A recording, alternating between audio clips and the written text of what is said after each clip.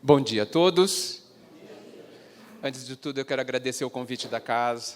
Muito me honra pelo fato de me trazer a oportunidade de estar conhecendo vocês.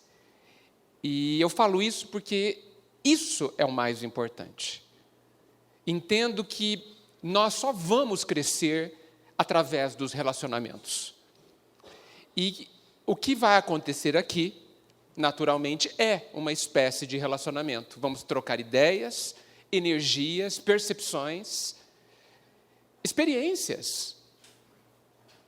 E para que isso fique realmente muito interessante, eu convido vocês a participarem ativamente da manhã de hoje.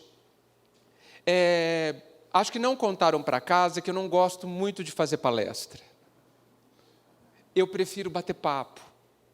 Eu prefiro conversar em volta da fogueira, ou em volta do chá, ou em volta do café, em volta da mesa, né? Vamos imaginar que nós estamos em volta da fogueira ou em volta da mesa e nós vamos bater papo.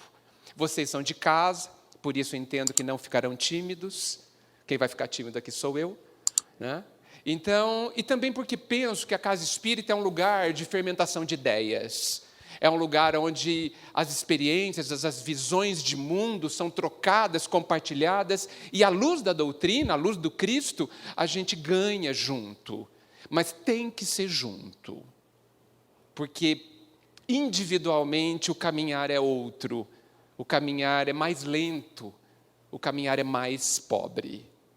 Então, eu convido todos para que participemos dessa oportunidade. Então, já estão todos autorizados a me interromperem quando quiserem, a discordarem, a concordarem, a complementarem, a colocarem alguma coisa que vocês entendam que vão enriquecer, não para mim apenas, mas também para mim, mas para todos nós. Está combinado? Vamos ver o quanto vocês vão participar dessa roda de fogueira. O tema hoje vai rodar em volta da angústia. Existe um remédio para a angústia. Mas, no meu entendimento, nós padecemos de um problema muito maior que a angústia.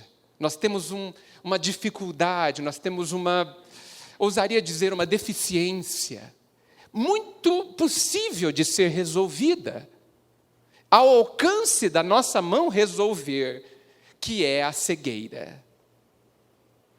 Nós somos tão cegos que acreditamos que vemos, acreditamos que estamos entendendo, acreditamos, loucura das loucuras, que sabemos alguma coisa.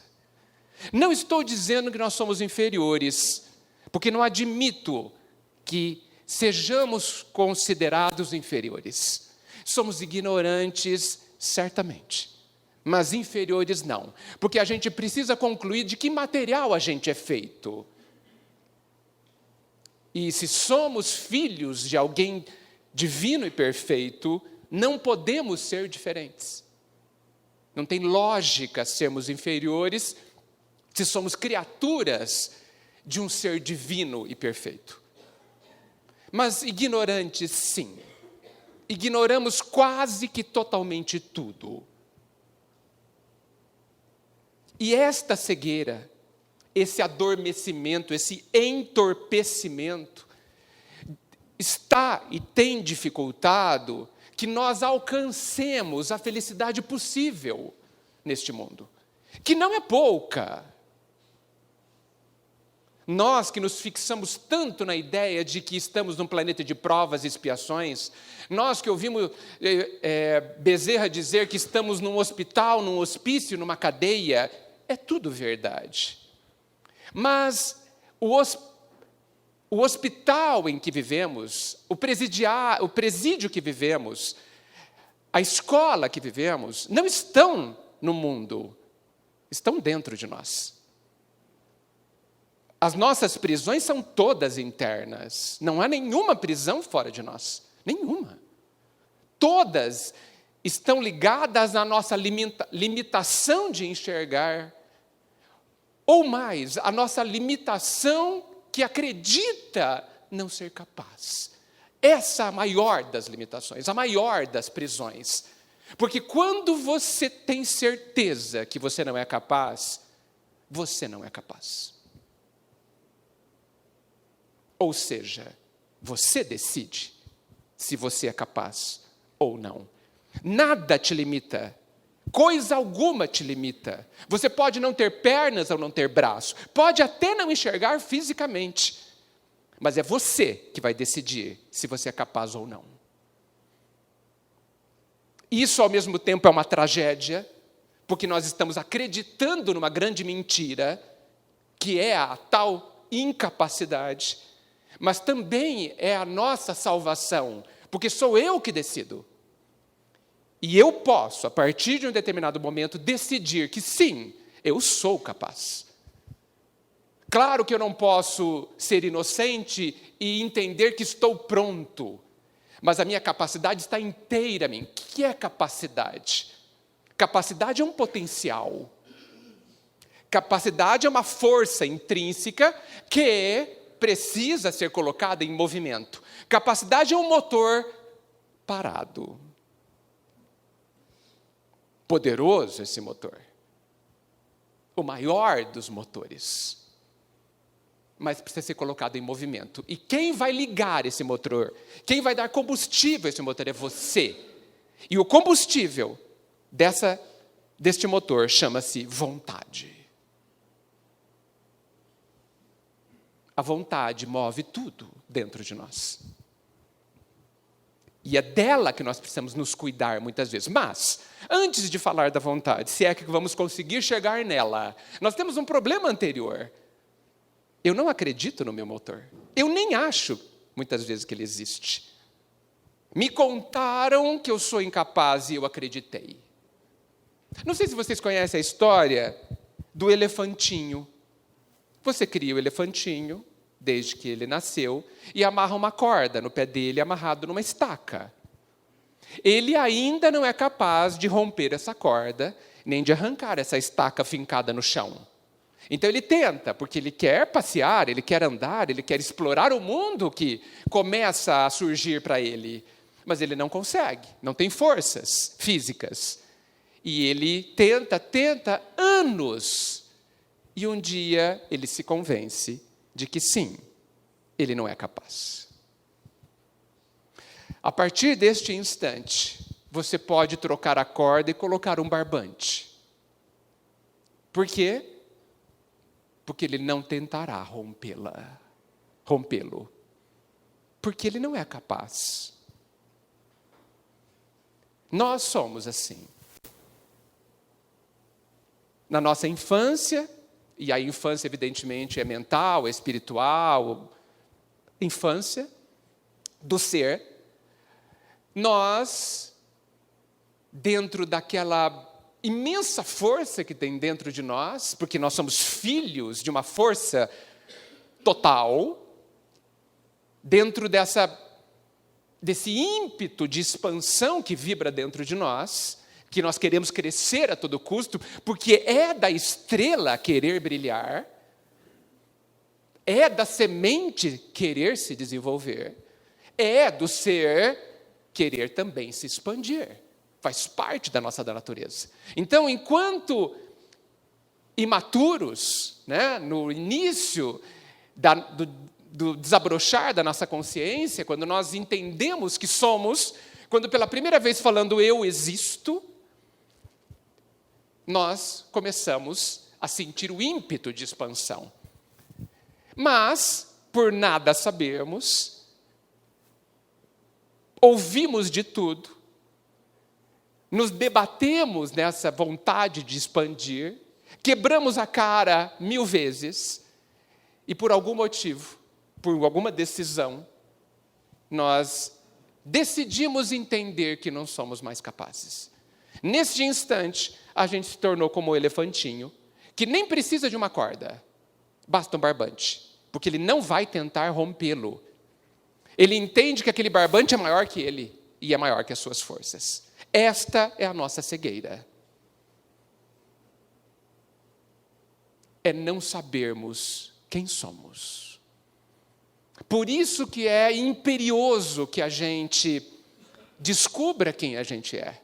O conhecer-se a si mesmo grita ainda através dos tempos, desde Sócrates, passando por Jesus e tocando o livro dos Espíritos, ainda sendo o grande caminho que nós precisamos trilhar. E a gente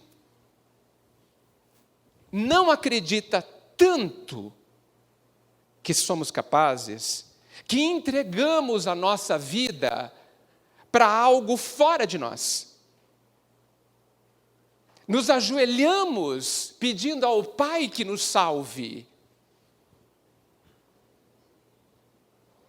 Não é? Nos ajoelhamos, mesmo que mentalmente, e imploramos que Jesus nos tire a nossa angústia. E no silêncio descomunal que ouvimos após o nosso pedido, está contido neste silêncio divino e descomunal a seguinte afirmação: você se fará livre, você se salvará, você não precisa de mim para isso. Mas não ouvimos. Por quê? Porque não acreditamos em nós. Meimei numa mensagem terrível, porque não sei se vocês perceberam, as mensagens são terríveis. São doces, mas são terríveis, porque vem nos falar de coisas profundas, fantásticas, mas vem nos falar dos nossos grandes enganos, e vem falar fundamentalmente da nossa cegueira. Meimei nessa mensagem, que se não me engano chama-se Confia, ela diz assim: dos tristes, os mais tristes são aqueles que não confiam em si. Então, se nós estamos no grupo dos tristes, dos angustiados e aflitos, os mais tristes somos aqueles que não acreditamos em nós mesmos. Porque, convenhamos, né, gente? Acreditar em Deus é fácil. Não é? Facílimo. Se a gente abrir meio olho de entendimento, a gente verá Deus em toda parte. Na grandeza da natureza, na perfeição que a gente vê fora de nós. E isso porque não olhamos para a obra-prima do Pai, para a perfeição das perfeições, que somos nós. Nós não passaremos. E tudo que a gente consegue enxergar passará. Todo o universo que a gente se extasia ao enxergar e descobrir, desaparecerá. O sol a quem devemos tanto se apagará. Nós não. Nós veremos o sol se apagar. Nós veremos as estrelas se apagarem, estas estrelas se apagarem, e veremos outras surgirem. Por quê? Porque somos imortais. Nós somos a grandeza da criação do Pai. Mas não nos enxergamos. Então, acreditar em Deus é facílimo. Mas como é difícil acreditar em si, né? E eu não estou falando acreditar em você hoje. Não estou falando disso. Porque hoje padecemos de imensas fragilidades.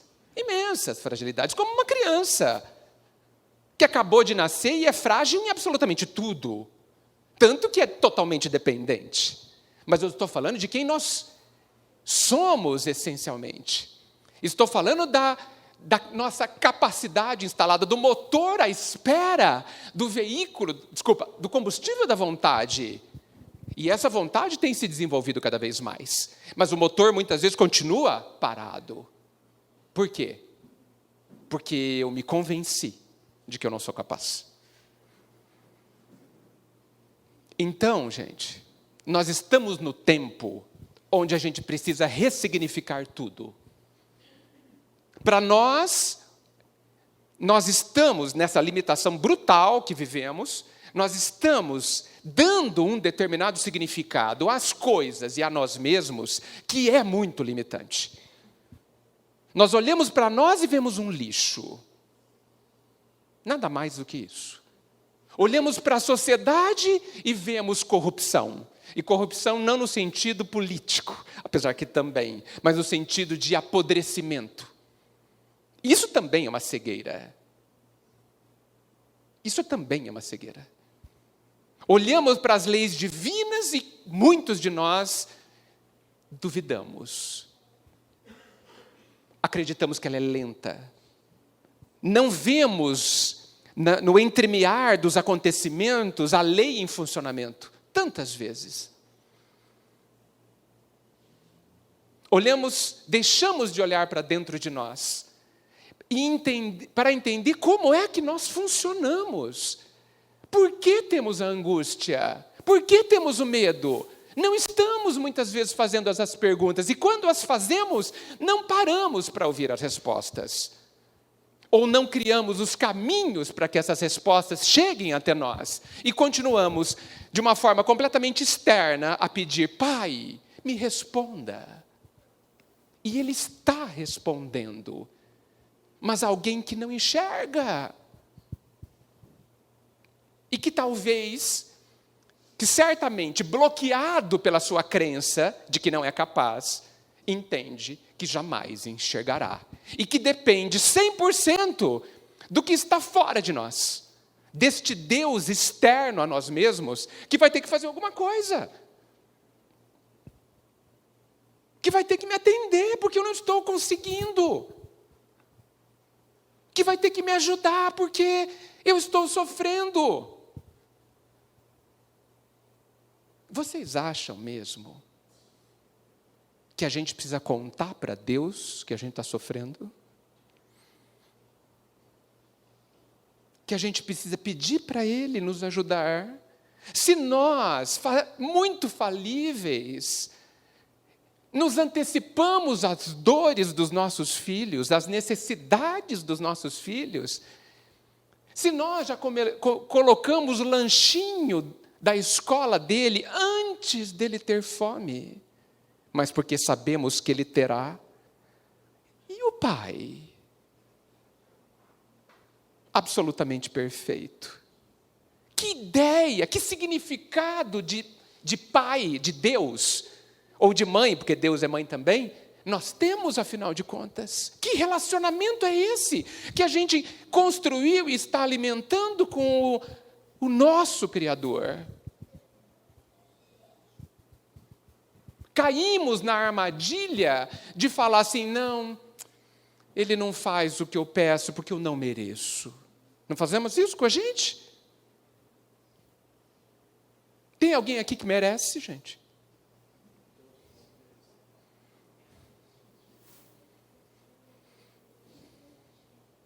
Me permita discordar do Senhor de outra forma.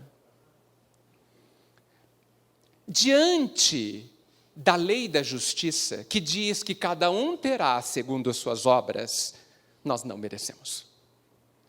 Nós não fizemos por merecer. Nós merecemos porque nós não merecemos, porque nós não fizemos por merecer. Mas o amor é tão grande que Ele nos dá sem merecermos. Não é preciso merecer. A criança, o bebê que nasceu hoje, ele não merece nada, segundo a lei da justiça. Porque até agora ele só deu trabalho. E vai dar trabalho pelos próximos 50 anos, está certo? Né? Os filhos têm esse problema, eles dão trabalho 50 anos. Né? E por que a gente os ama? A hora que a gente descobriu que está grávido, a gente os ama. Por quê? É quase lógico. Ele só vai dar trabalho, vai ter dores do parto, enjoo, preocupações sem fim, noites mal dormidas. Não é assim? E a gente os ama? Sim. E a gente os ama porque eles existem. Isso basta. Nós também somos amados apenas porque existimos. Precisamos merecer para que a nossa consciência se acalme e tenha paz. Mas não precisamos merecer segundo o Pai. Para o Pai. Está lá na parábola do filho pródigo. Aquele filho merecia ser recebido de volta? De forma nenhuma. segundo a lei da justiça. Mas pelo amor, ele não precisava merecer. Então, gente, nós não merecemos. Se vocês vão esperar merecer, vai demorar. E eu sugiro que vocês não esperem. Abram o coração a receber a luz que o nosso amigo ressaltou na prece que fez. Abramos o nosso coração sem culpas por não merecermos, porque não merecemos. Encaremos essa realidade. Não, eu não mereço. Quando eu faço certo, eu faço muito imperfeitamente. Quando eu entendo quase nada da grandeza da verdade. E mereço? Não. Mas isso não importa. Porque sou acolhido igualmente. É irrelevante ao amor incondicional que eu mereça ou não. Que eu entenda ou não. Porque sou amado.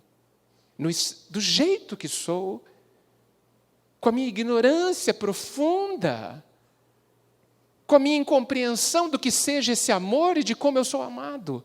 Isso não é importante.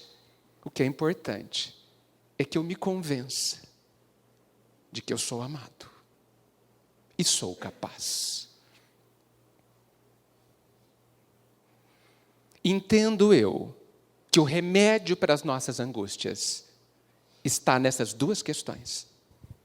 É você decidir se convencer. Veja que está nas suas mãos. É decidir se convencer que é amado e que é capaz.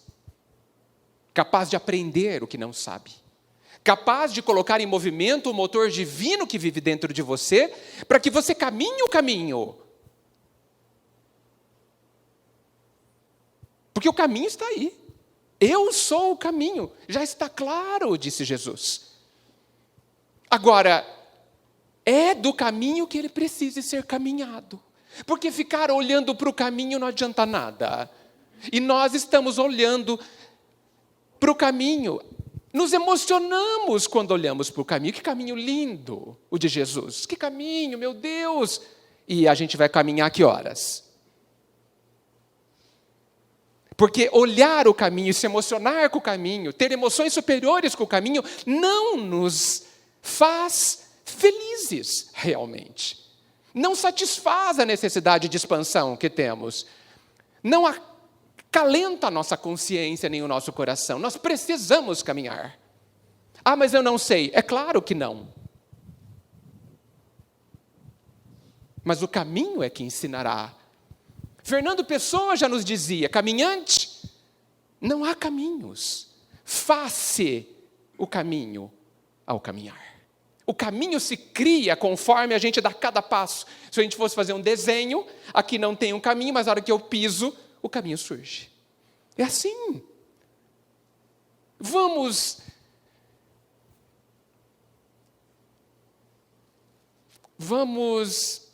romper com a ditadura do acerto.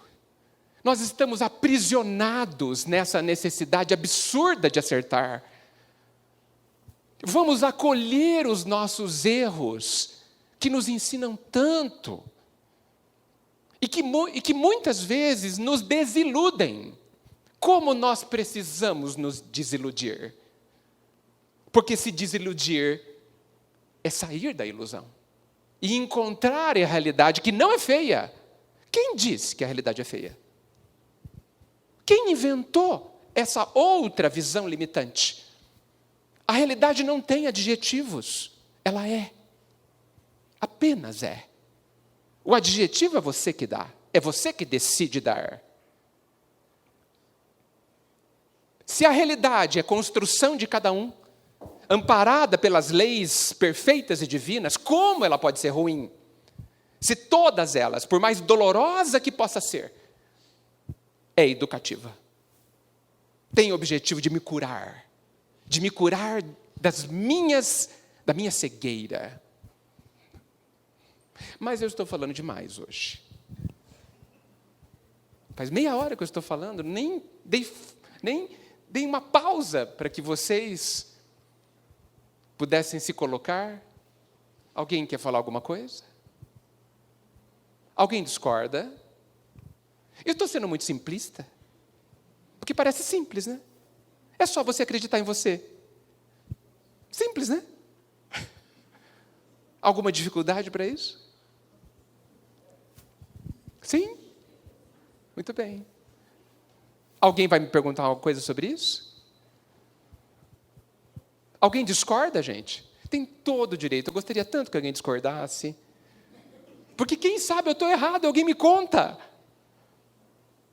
Porque assim, estou pautando a minha vida pelo isso que eu estou falando.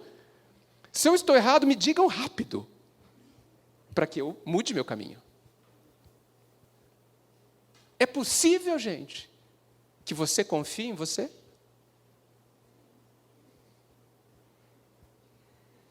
Você tem coragem... Oi, alguém vai falar, me salvar.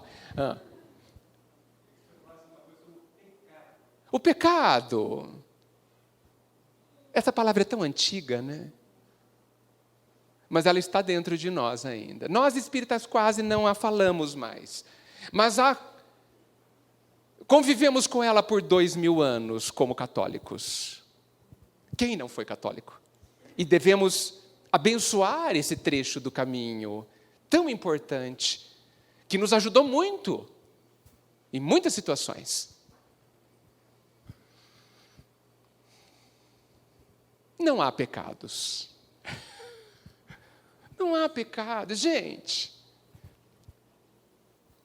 o que nós podemos fazer contra as leis divinas?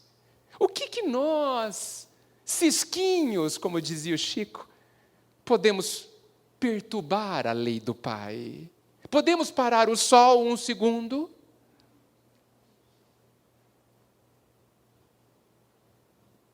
Não. Da mesma forma, não podemos perturbar a lei do amor nem a lei da justiça. Não há desequilíbrios na vida. Porque é um equilíbrio tão perfeito, é um arquiteto tão perfeito, que admite focos de desordem dentro dela, mas até um tanto. Lembram, quem tem mais de 20 anos, ou 30, poucos aqui, vocês lembram que a gente criava os filhos no chiqueirinho? Lembram? Eu vou contar para os mais novos como era, né? As mães tinham que fazer o serviço de casa, tinha coisa para fazer, enfim. Então, criava-se um chiqueirinho, que era um quadrado de madeira, né, cheio de almofadas, lá, ali a criança não se machucava. Punha no meio da sala, no meio da cozinha, e você ia trabalhar. Ali na casa mesmo. Na verdade, o que estava acontecendo? A mãe falava assim, filho, aqui você faz a bagunça que você quiser. Fora daqui, não. Não era assim?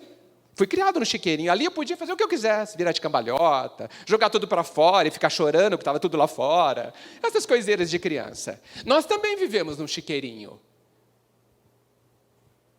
Veja a ordem da família. Daqui para fora, a ordem. Tudo arrumado, tudo no lugar. O trabalho em funcionamento. Aqui dentro, faça o que você quiser. Esse é o nosso livre-arbítrio. Nós também vivemos num chiqueirinho. A lei nos mantém contidos dentro dos espaços que ela admite serem saudáveis para a ordem suprema e para cada um de nós. Nós temos uma liberdade relativa.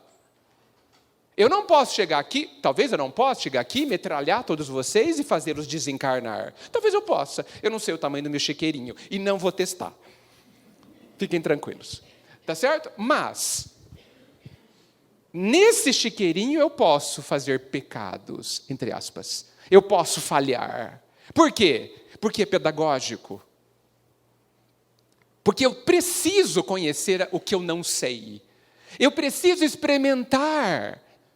E a vida me permite, porque senão eu estaria bloqueando ou indo contra a lei da liberdade que me dá liberdade. E a liberdade impõe consequências. E eu estou aprendendo como a vida, com V maiúsculo, o divino funciona. Porque todas as vezes que eu firo, eu estou aprendendo que, na verdade, me firo. E é só isso que acontece. Por isso que o pecado é permitido. E ele não é um demérito. Ele não é sinal de inferiorização. Ele é apenas sinal de ignorância. Da mesma forma que o aluno, na sala de aula, quando ele erra o exercício, ele não é inferior. Ele é apenas ignorante naquele exercício. Não há julgamento de valor sobre a essência humana. Por isso eu insisto em dizer, nós somos grandiosos em potencial. E esse potencial irá desabrochar. Obrigado pela pergunta. E aí, gente? E as angústias? Essa é a hora que alguém pergunta assim, tá bom, Edgar, a conversa tá boa, agora me explica como. Porque o que interessa é como eu faço, né? Você come o bolo, acha ótimo, tá bom, me ensina a receita. Oi. Você falou da combustível da vontade. Uhum. Quando a pessoa está sem esse combustível? Não há essa possibilidade. Ele apenas não usa. A vontade somos nós, na verdade. E aí a gente precisa, excelente pergunta, diferenciar vontade de desejo, tá? São coisas completamente diferentes. Existe uma palestra do Arthur Valadares chamada Vontade. Está no YouTube, eu recomendo que ela seja estudada. Ouvida é pouco. Tá? Ela fala sobre a vontade. A vontade sou eu. Como é que o Evangelho fala? O seu tesouro está onde está o seu coração. É ali que está a vontade. Por isso que, muitas vezes, eu tenho desejo, sempre eu tenho desejo e tenho a vontade. O que você fará? O que sua vontade quer. Só que, geralmente, eu me dobro ao meu desejo. Sou escravo do meu desejo. Vou comer o segundo quindim, porque eu já comi o primeiro. Quem quer comer? O desejo. Só vou comer se a vontade se dobrar. Porque se a vontade dizer não vai, eu não como. Por isso que se levanta terrível a pergunta 909 do Livro dos Espíritos. Terrível. Até hoje, no meu entendimento, a resposta mais terrível do Livro dos Espíritos. Consigo, não sei se eu vou reproduzir bem, consigo resolver todos os problemas da minha vida por mim mesmo? Resposta terrível. Sim. Terrível. Mas ele piora. Se ele parasse aí, eu já ia ficar... E ele continua, vírgula. É um sim categórico, indiscutível, não é mais ou menos. É sim, vírgula, com bem poucos esforços, por sinal. Aí eu pensei, esse espírito nunca encarnou aqui. Não é possível. Nunca viveu aqui na Terra. Mas ele viveu. E ele sabe o que faz. Ah, ele diz, quão pouco de vocês têm vontade. Usam a vontade. E por que nós não temos a vontade? Não usamos a vontade? Porque não acreditamos em nós. Por isso eu cheguei à conclusão que a raiz do nosso problema é essa cegueira. E eu preciso ressignificar essa crença, jogá-la fora, e acreditar finalmente na crença que Jesus nos sugeriu fortemente. Sois a luz do mundo. O que isso significa? Quando é que nós vamos entender isso? Precisa ser mais claro. Por quê? Nós precisamos, gente, parar e se perguntar, por que eu não acredito no Cristo? Por quê? Sois a luz do mundo. Alguém pode me dizer o que ele estava querendo dizer? O que ele está falando para nós? Aliás, não sei se vocês perceberam, Jesus quando fala, ele fala para você. Vocês viram lá no Evangelho que vocês leem o nome de vocês escrito? Não? Precisa ler melhor, gente. Está escrito lá.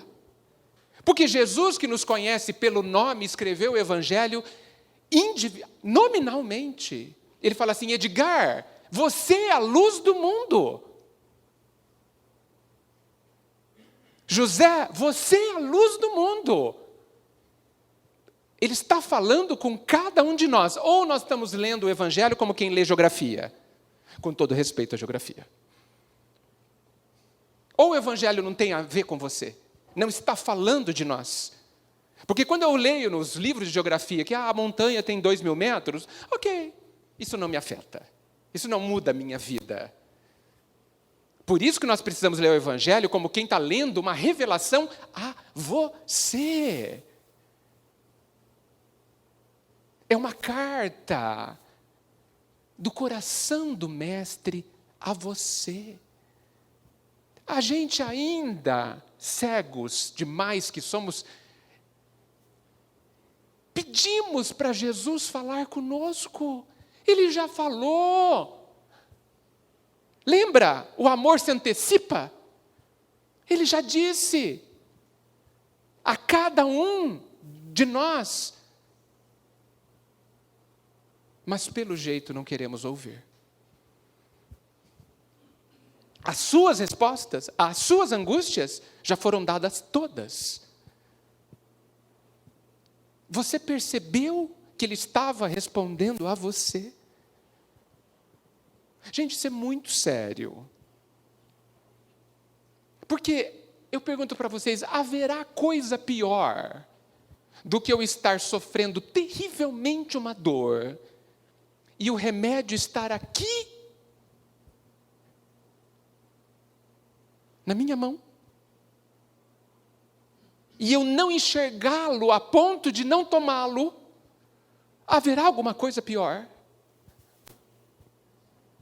Porque uma coisa é eu não ter o remédio, uma coisa é eu não ter o que comer, o que beber, ok, mas eu tenho, nós temos, está na palma da mão, estamos vendo.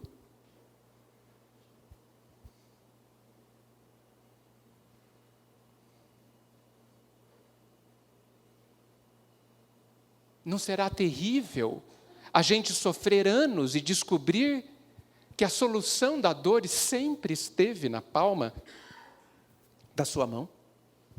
Não será terrível? Quantas angústias que poderiam ser evitadas? Quantas lágrimas que não precisavam ser choradas? Quanto sentimento de solidão profundo? Quanto desânimo vindo da solidão? Quanta angústia, quanto sentimento de desprezo da vida para nós que nós acreditamos ser verdadeiros. Sem necessidade real. Lembram lá do Evangelho, causas atuais das nossas aflições? Está no Evangelho, né?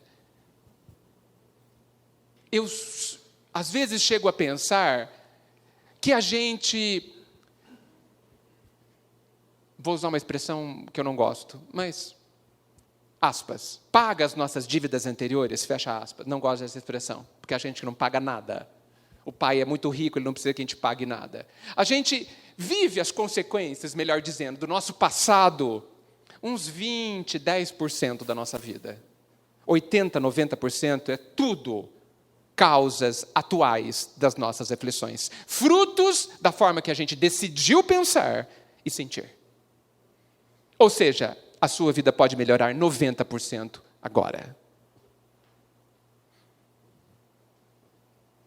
E você só vai ficar com as consequências do passado, que são bem poucas. Já que o pai pega as nossas dívidas, divide por 100, só cobra uma parte e divide ainda. Que credor maravilhoso, né? Quando a gente acerta, ele paga à vista. Quando a gente deve, ele cobra a 100ª parte em parcelas. Por isso que somos nós que nos fazemos sofrer. Quanta verdade é nisso. E aí, gente? Possível? Como chegar ao remédio no momento máximo da angústia? Algumas pessoas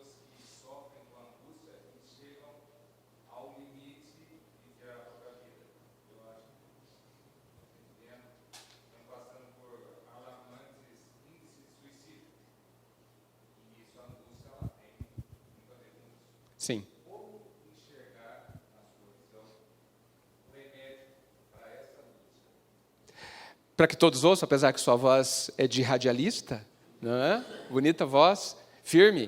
Ele perguntou, como enxergar a angústia na hora da maior dor? Sendo que, inclusive, muitas vezes, a dor é tanta que a gente tira a nossa própria vida. Então, no auge da tempestade, tudo fica muito difícil de resolver. A hora que a casa já caiu e a gente não cuidou das rachaduras que começaram há 10 anos, talvez seja impossível que a casa não caia. Então, na hora da angústia brutal, não sei se é a solução. Realmente não sei. Mas nós estamos falando que nós podemos estar atentos ao que está acontecendo dentro de nós e começar a consertar a casa desde as rachaduras. Acho possível, porque a bondade do Pai é ilimitada, que mesmo na tempestade haja soluções. Porém, a gente precisa, e aí eu vou entrar num terreno pantanoso, me permitam. Um segundo só. Num terreno pantanoso, olha só. O suicídio é terrível. Ponto. Não se esqueçam dessa parte que eu disse, tudo bem?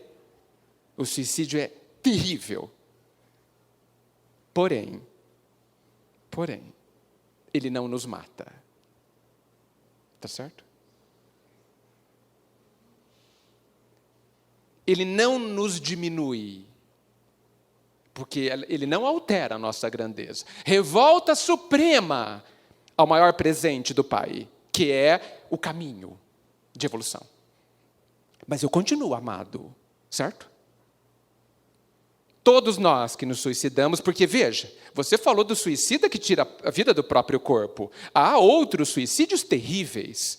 Quando a gente mata a nossa esperança, mata a nossa capacidade de usar a vontade, mata a nossa alegria, nós também estamos nos suicidando. Porque alguns de nós só falta enterrar. Já morremos, faz tempo. Quando nós não temos o entusiasmo de viver, e a palavra entusiasmo significa ter Deus dentro de você, colocar Deus no que faz, talvez a gente já tenha morrido. E essa morte, para mim, é mais grave do que tirar o corpo. Tirar a vida do corpo. Então, há um jeito de olhar do alto o suicídio físico como sendo um gigantesco aprendizado também. Porque ao nos suicidarmos e ao sofrermos tudo que se sofre ao suicidar, com todos os atenuantes que são analisados particularmente caso a caso, convenhamos, nós aprendemos muito sobre nós. O suicida, ele, por desejo próprio, ele ingressa num curso dificílimo de autoaprendizado. Dificílimo. Ele opta por aprender chorando o que ele poderia aprender suando, com esforço. Não é necessário que a gente ingresse nesse curso, não é. Aliás, não é recomendado. Mas temos a liberdade de. E ele também é utilizado em nosso benefício, porque a grandeza do Pai é brutal, tão brutal, de que dos maiores males ele tira enormes bens. E a natureza já nos diz isso, porque do próprio estrume sai a flor. Da própria carniça sai o nutriente. Então, há também esse olhar. Mas eu acho prudente, extremamente prudente, que a gente cuide das rachaduras, para que a gente não tenha que fazer um esforço brutal e às vezes, além das nossas forças, de impedirmos que a casa caia. Não sei se eu te respondi. Mesmo assim, mesmo na tempestade, eu acho muito possível. Mais um segundo. Por quê? Porque eu adoro o fundo do poço. Recomendo que todo mundo chegue logo no fundo do poço. Porque o fundo do poço é um lugar de grande despertamento. É um lugar onde as vendas caem. É o lugar do desespero total. E no desespero total, fica bem mais fácil enxergar o Pai. Entende o que eu digo? O fundo do poço é um ótimo lugar, porque ali as máscaras caem, ali as crenças que a gente se ilude, elas se tornam inúteis. Inúteis. Não foi o que aconteceu com o André Luiz, lá no começo do nosso lar, depois de 8 anos no umbral? Aonde ele chegou? No fundo do poço. E no fundo do poço, ele conseguiu se conectar com a luz. Só ali. Precisou de 8 anos descendo a esse buraco onde ele desceu. Buraco conceitual, é claro. Precisou de 8 anos ele passando da revolta à humildade. 8 anos ele brigando com o amor. Para que ele fale, ok, Deus, vai ser do seu jeito. Como somos rebeldes ainda. E precisamos aprender a abrir espaço para a luz dentro de nós. Foi o que aconteceu com André Luiz ao final de 8 anos no umbral. O fundo do poço. Que eu recomendo que todo mundo chegue no fundo do poço logo. Pois não.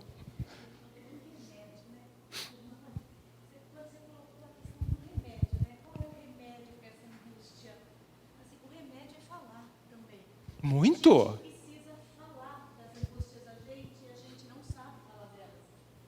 Hoje, eu trabalho na área da saúde, eu vejo jovens, mas jovens mesmo, de 20, 25 anos, falando da questão do suicídio ou experimentando, pela falta de oportunidade de falar. Falar com a pessoa certa não é só o profissional da área.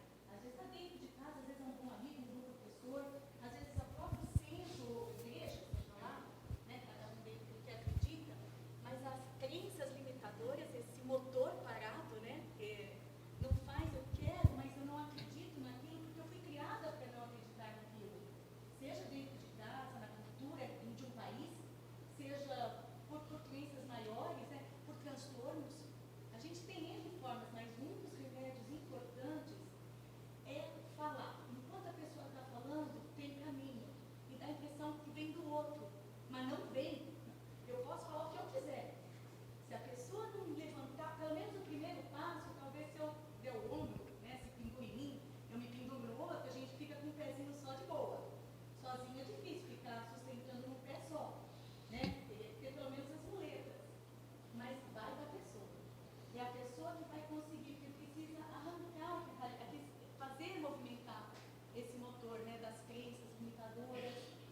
Muitas vezes a motivação não vem, porque eu não posso, eu acredito que eu não posso. O livro, a coragem de ser imperfeito. Fantástico. É bom você A coragem de ser imperfeito. da Brown, Não me lembro, mas é fantástico. a autora. Ela fala exatamente da importância de você estar na vulnerabilidade. E a gente acredita que estar vulnerável é ser fraco. Se a gente não vai para a vulnerabilidade, que talvez seja o fundo do poço, a gente não consegue encontrar coragem para mudar uma história. Tem historinhas, mas tem historinhas cabeludas, que é difícil de mudar, porque está no sistema inteiro, às vezes, da família, o problema. Então, eu acho que um dos remédios, um dos remédios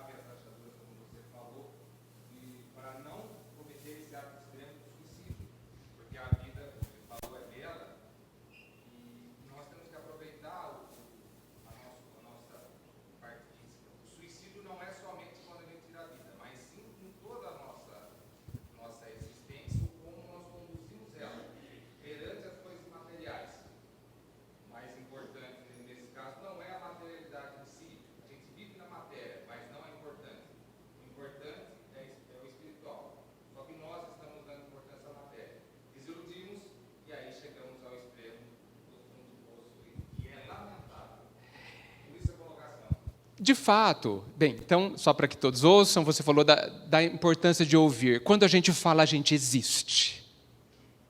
Muitos de nós, como nós queremos falar? Olha a tendência de expansão. Quando a gente fala, a gente entende que existe no mundo.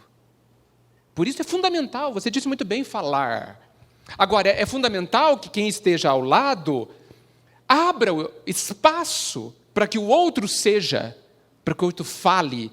E daí me lembra a palavra respeito. A gente pensa que respeitar é ser educado, gente. Ser educado é ser educado. Respeitar é outra coisa, muito mais profunda. Respeitar é permitir que o outro seja como ele é. Como ele consegue ser. Ah, mas eu não gosto. Problema seu. Problema seu que você não gosta. Você tem um problema se você não gosta do outro. Não é o outro. O outro tem uma história, ele não é desse jeito porque ele quer. É porque ele não consegue ser diferente. Ou nós somos diferentes.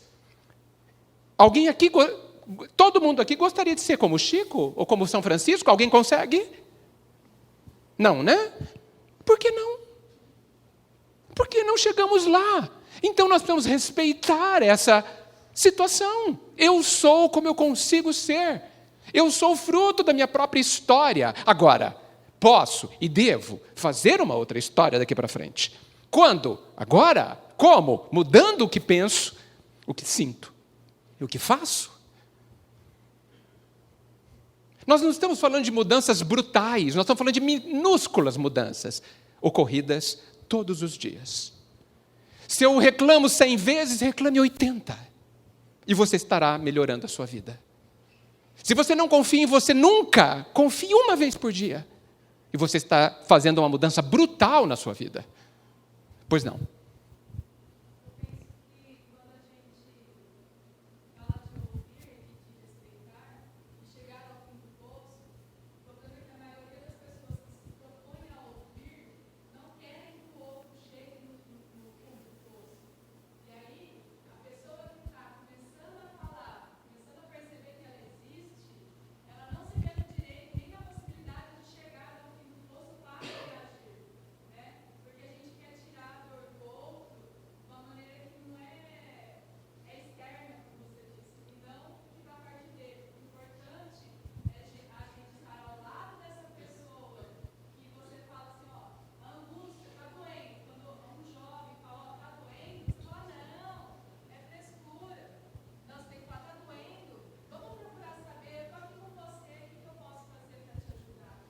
Perfeito, perfeito. Você colocou que a gente precisa saber ouvir também, né? Que muitas vezes a gente não permite que o outro sofra. E aí temos um problema. Nós também não sabemos ouvir, nem falar, nem ouvir. Temos vários problemas, não é? Mas isso é só fruto da ignorância mesmo. Se a gente tentar, a gente consegue com certa facilidade. Sabe por que a gente tem dificuldade de ouvir que o outro sofre? Porque a gente não suporta. Porque nós temos medo do que a gente vai sentir se o outro falar. E por isso nos afastamos para que ele não fale. Porque por egoísmo, eu não quero sentir a dor de saber da dor do outro. Veja como tudo tem que partir de nós. Eu preciso entender a dinâmica da outra pessoa quando entender a minha e saber que a dor dele tem um caminho como qualquer fenômeno. Tem um caminho. Você não pode falar, não sinta isso. Você está desrespeitando a pessoa. A dor dela é verdadeira. Para ela é incontornável. Dê caminhos. Não diga não. Não diga para a água não correr. Oriente a água para onde ela deve correr, para que ela se beneficie. Mas para isso você precisa suportar a vida do outro, a realidade do outro. E só é possível que isso ocorra quando você suportar a sua realidade íntima. E de novo voltamos à imensa, brutal, imperiosa necessidade de nós nos autoconhecermos. Mas não, insisto, como quem conhece geografia, com todo respeito, mas olhar com acalento a si mesmo. Perguntar para si mesmo, está tudo bem aí dentro? Já se perguntaram se está tudo bem aí dentro? Porque quando você faz essa pergunta carinhosa, você está falando para você mesmo que você é importante, que você está interessado em saber se você está bem, e não tem problema se não estiver. Porque há remédios. Ouvir faz parte do remédio. Assim mesmo. Por que eu não sei ouvir o outro? Porque não me ouço. Porque nem me vejo. A vida verdadeira, e eu preciso terminar, ela acontece dentro de nós, gente. Tudo aqui fora é ilusão. Tudo aqui é cenário. Nem morremos. E nós sofremos diante da morte do corpo, por quê? Porque acreditamos na ilusão. E nós, espíritas, ainda continuamos sofrendo. Ainda continuamos acreditando nessa ilusão. Vejam que estamos escolhendo sofrer a dor da expectativa da morte. Estamos escolhendo. É sua escolha. E aí a pergunta que fica é: será mesmo que eu quero parar de sofrer? Será mesmo que eu quero me curar? Será? Por que não tomo o remédio? Então. O quanto de prazer tem na dor que eu vivo? Porque tem. O quanto a minha dor é a minha zona de conforto? O quanto a minha não confiança em mim mesmo é uma ilusória segurança? Porque me tira, supostamente, de toda a responsabilidade de existir. Pois saibamos nós que, ao nos omitirmos dessa forma e não tomarmos o remédio, estamos agindo e estamos sendo responsáveis pela nossa vida. Nós espíritas, vejo, e aí me desculpem a generalização, estamos ainda culpando Deus, a vida, até o nosso passado. Ai, não, eu sou assim por causa da outra vida. Parece que essa outra vida nem era você. Ai, não, eu sou culpado, assim, eu sou desse jeito, egoísta, porque na outra vida é você. Na outra vida. Não se esqueça disso. E é você que hoje tem a capacidade, se realmente quiser, de ser feliz. Porque essa história de ser feliz na próxima encarnação, eu não gosto. Eu quero ser feliz agora. Próxima encarnação vai demorar muito. Não sei quanto, pode ser daqui a pouco, mas vai demorar. Eu quero agora. Vocês não querem? O que nós estamos fazendo para isso? Caridade? Como diz Kardec? E a caridade para o próprio coração? Estamos consolando os outros? Que bom. Quando chegará a nossa vez? Você vai entrar na fila para ser consolado? Por você mesmo.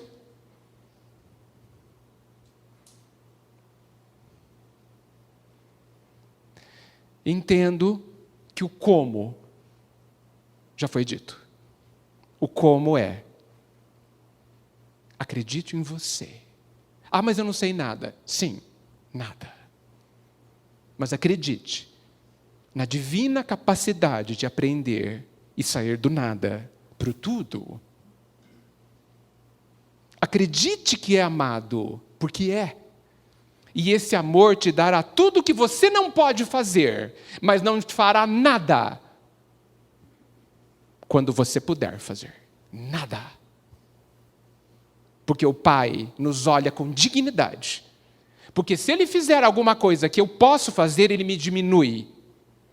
E Ele não fará isso. Ah, mas eu não sei andar. Pois tente. Ah, eu não tenho perna. Se vira. Seja criativo. Você não é seu corpo. Eu te fiz divino. Você tem asas, pare de rastejar. Mas eu não sei onde estão minhas asas. Pois encontre, as construa. É assim que Deus nos responde, com dignidade. Nos reconhecendo divinos, filhos dele. Isso é amor. E não ficarmos esperando benefícios do Pai. O Pai não dá benefícios, Ele dá apenas o que a gente merece. Acrescido da imensidão do seu amor, que não tem nada a ver com merecimento. Vamos começar, gente? Vamos tomar o remédio? Nem precisa de água. Oi. Claro que sim. Você falou a questão do remédio. Eu penso que o maior remédio para qualquer pessoa é a gratidão. Se você puder falar rapidinho. Rapidinho, senão nunca mais apareço aqui, não vão me convidar. A gratidão, ela só acontece quando a gente enxerga. Porque tem a gratidão que acontece da língua para fora. Essa não serve para nada. A gratidão, você sabe que ela é verdadeira quando ela é a sua alegria.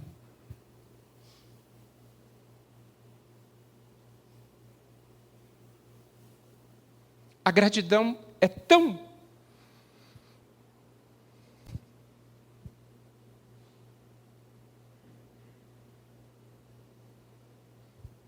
importante, ela até nos faz chorar.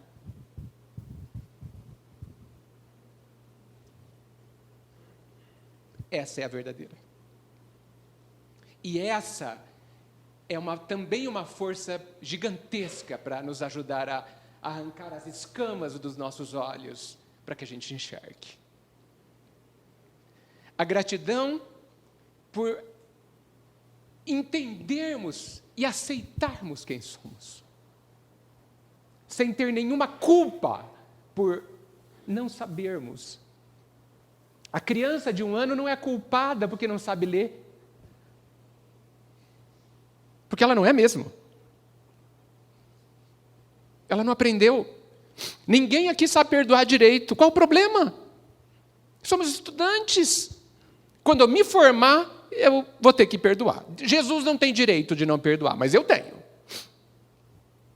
Mas eu não tenho direito de não querer perdoar. E a vida não vai me deixar em paz. Me trará dor, sim, para que eu acorde. Por quê? A dor é um despertador. Por isso que no final desta palavra tem a dor. Desperta dor. A dor vem no despertar. Um dia a amaremos. E um dia ela irá embora definitivamente. Quando nós agirmos porque queremos, com a vontade, seguir o nosso verdadeiro caminho. Obrigado, gente. Eu sei que poderíamos discutir esse assunto muito ainda, mas vocês são capazes de continuar essa discussão em seus próprios corações. Desejo muito que façam, para que a gente sofra menos e caminhe mais com a felicidade e a gratidão no coração. Muito obrigado.